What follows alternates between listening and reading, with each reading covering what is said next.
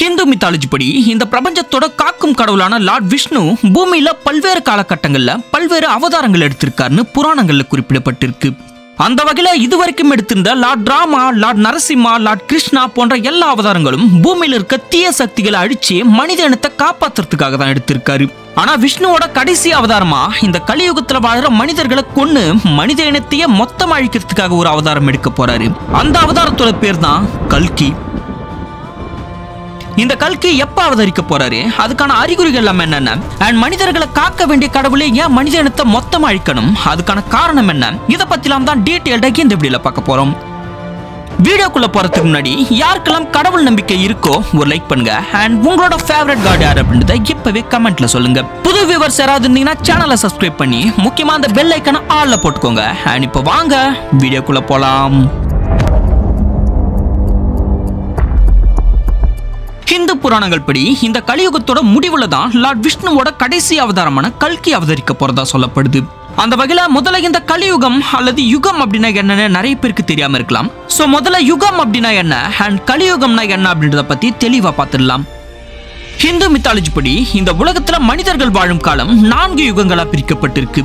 அந்த 4 யுகங்கள் என்னன்னா கிருதயுகம், திரேதாயுகம், துவாபர யுகம் மற்றும் கலியுகம். இந்த 4 யுகங்களை பத்தி இன்னும் புரியுற மாதிரி தெளிவா சொல்லணும்னா, உதாரணத்துக்கு இந்த 4 யுகங்களையும் 4 பருவ காலங்கள் மாதிரி நினைச்சுக்கோங்க. அதாவது இப்ப நம்ம பூமியில வசந்த காலம், கோடை காலம், இலையுதிர் காலம் மற்றும் குளிர்காலம்னு 4 வகையான பருவ காலங்கள் நிகழுது இல்ல. இதே மாதிரி தான் இந்த 4 யுகங்களும் நிகழுது. ஆனா ஒரு பருவ காலம் அப்படின்றது வெறும் 2 அல்லது 3 மாதங்கள் மட்டுமே நீட்டித்திருக்கும். ஆனா ஒரு யுகம் அப்படின்றது பல லட்சம் வருடங்களா நீட்டித்திருக்க கூடியது.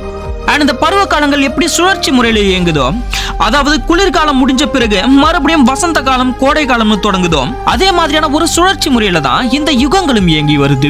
அதன்படி இந்த 4 யுகங்கள்ல ஒவ்வொரு யுகமும் எவ்வளவு காலம் நீட்டித்திருக்கும், அதுல வாழற மனிதர்கள் எப்படிப்பட்டவங்களா இருப்பாங்க அப்படின்றதையும் பார்த்துடலாம். இந்த 4 யுகங்கள்ல முதல்ல தொடங்குற யுகம் கிருத யுகம். இதுக்கு சத்திய யுகம் அப்படின்னு இன்னொரு பேரும் இருக்கு. இந்த யுகத்தோட கால அளவு 17,28,600 வருடங்களை கொண்டது. இந்த யுகத்துல வாழ்ற மனிதர்கள் எல்லாருமே ரொம்பவே ஒழுக்கமான நல்ல எண்ணங்களை கொண்ட மனிதர்களா இருப்பாங்களாம். இவங்க யாரோட மனசுலயும் போட்டி, பொறாமை, நயவஞ்சகம்னு எந்த ஒரு தீய குணங்களும் இருக்காதாம். எல்லாருமே ரொம்பவே நல்லவங்களா இருப்பாங்களாம். ரொம்பவே சந்தோஷமான செழிப்பான ஒரு வாழ்க்கையை வாழ்ந்து வருவாங்களாம். இந்த யுகத்துல வாழ மனிதர்கள் ஒவ்வொருத்தரும் சராசரியா 30 அடி உயரத்தில் இருப்பாங்களாம். அது மட்டும் இல்லாம இவங்களோட ஆயுள் காலம் சராசரியா 1,00,000 வருடங்களாம். இரண்டாவது யுகம் திரேதாயுகம். இந்த திரேதாயுகம் 12,96,000 வருடங்கள் கொண்டது. இந்த யுகத்துல வாழற மனிதர்கள்ல 4/3 பகுதி மக்கள் நல்லவங்களா இருப்பாங்களாம். மீதி இருக்க ஒரு பகுதி மக்கள் முழுக்க முழுக்க கெட்ட எண்ணங்களை கொண்டவங்களா இருப்பாங்களாம். இந்த திரேதாயுகத்துல தான் ராமாயணம் நடந்ததா சொல்லப்படுது. இந்த யுகத்துல வாழற மக்கள் சராசரியா 21 அடி உயரம் இருப்பாங்களாம். அண்ட் இவங்களோட ஆயுள் காலம் 10,000 வருடங்களாம்.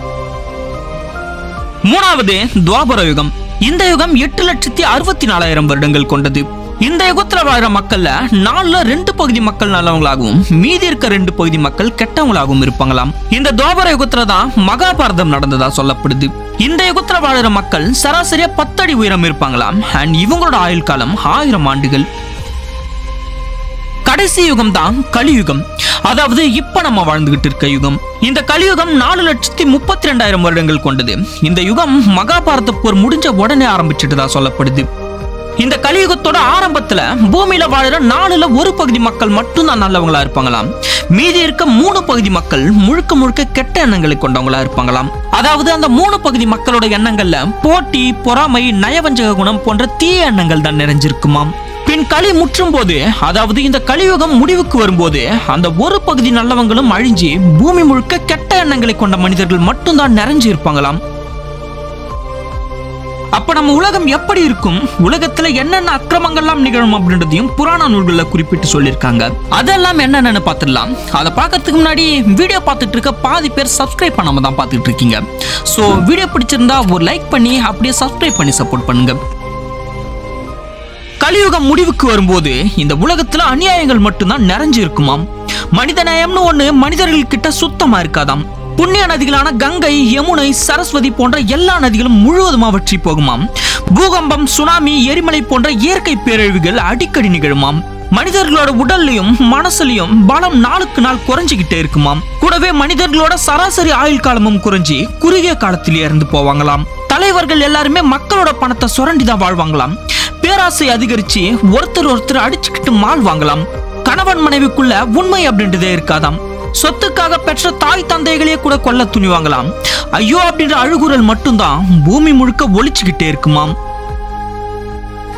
பூமி இந்த மாதிரி ஒரு கடும் அவல நிலைக்கு தள்ளப்படும் போதுதான் இந்த கலி முற்றிய யுகத்தை முடிவுக்கு கொண்டு வர லார்ட் விஷ்ணு கல்கி அவதாரம் எடுத்து வருவாராம். இந்த கல்கி பூமியில எங்க அவதரிக்க போறாரு, அவதரிச்ச பிறகு என்னெல்லாம் பண்ணுவாரு அப்படின்றத பத்தியும் விஷ்ணு புராணத்துல குறிப்பிட்டிருக்காங்க. அதன்படி கல்கி முதல்ல பூமியில 3 கடல்கள் சங்கமிக்கிற இடத்துல இருக்க சம்பாலா அப்படின்ற ஒரு மாய நகரத்துல தான் அவதரிக்க போறதா சொல்லப்படுது. இந்த சம்பாலா அப்படின்றது ஒரு கிராமமோ இல்ல நகரமோ கிடையாது, அது ஒரு மிகப்பெரிய சாம்ராஜ்யம்னு சொல்லப்பட்டிருக்கு. சம்பாலாவோட சாம்ராஜ்யம் எல்லா பழங்களும் நிறைந்த செல்வ செழிப்பான ஒரு இடமாகவும் அங்க வாழ்ந்து வர மக்கள் பல 100 வருடங்களா கல்கியோட வருகைக்காக காத்திருக்காங்கன்னு சொல்லப்படுது. 19ஆம் நூற்றாண்டோட தொடக்கத்துல தான் இந்த சம்பாலா நகரத்தை பத்தின நிறைய ஆச்சரியமூட்டும் உண்மைகள் இந்த உலகம் முழுக்க தெரிய வந்திருக்கு. அப்பத்துல இருந்து நம்ம இந்தியா மட்டும் இல்லாம உலகத்தோட பல பகுதிகளில் இருந்து இந்த சம்பாலா அப்படின்ற மாய நகரத்தை தேடி நிறைய பேர் போயிருக்காங்க. ஆனா அப்படி போனவங்கள பாதி பேர் காணாமலே போயிருக்காங்க. ஹிட்லரோட படைகளுமே இந்த மாய நகரத்தை தேடி போயிருக்காங்க. ஆனா அவங்களாலையும் கண்டுபிடிக்க முடியல. மாறாக அவங்க அந்த தேடலோட இறுதியில அகர்த்தா அப்படின்ற ஒரு மாய நகரத்தை கண்டுபிடிச்சிருக்காங்க. சோ இந்த அகர்த்தா மாதிரி சம்பாலாவும் உலகத்தோட ஏதோ ஒரு பகுதியில மாயமா தான் இருக்கு. அதை தேடும் பயணங்கள் இன்னும் மறைமுகமா நடந்துகிட்டு தான் இருக்கு. இப்படிப்பட்ட இந்த மாய நகரமான சம்பாலால வாழ்ந்து வர விஷ்ணுயாக்ஷ் மற்றும் சுமதி அப்படின்ற தம்பதிக்கு மகனாதான் கல்கி பிறக்க போறதாகவும் அவரே சம்பாலாவோட 25வது அரசரா முடிசூடப்படுவார்னு சொல்லப்படுது.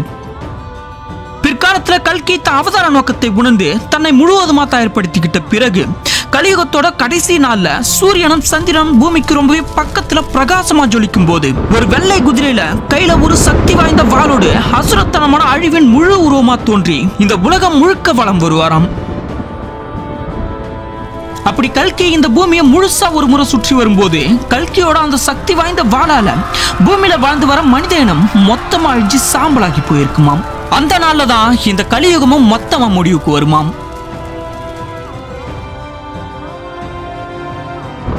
ஆனா இதுல எந்த ஒரு நிகழ்வுகளையும் நம்மளால பார்க்க முடியாது. பிகாஸ் நம்ம இப்ப வாழ்ந்துகிட்டு இருக்க இந்த கலியுகம் தொடங்கி வெறும் 5124 வருடங்கள் தான் ஆகுது. ஆனா கலியுகத்தோட மொத்த கால அளவு 4,32,000 வருடங்கள்ல.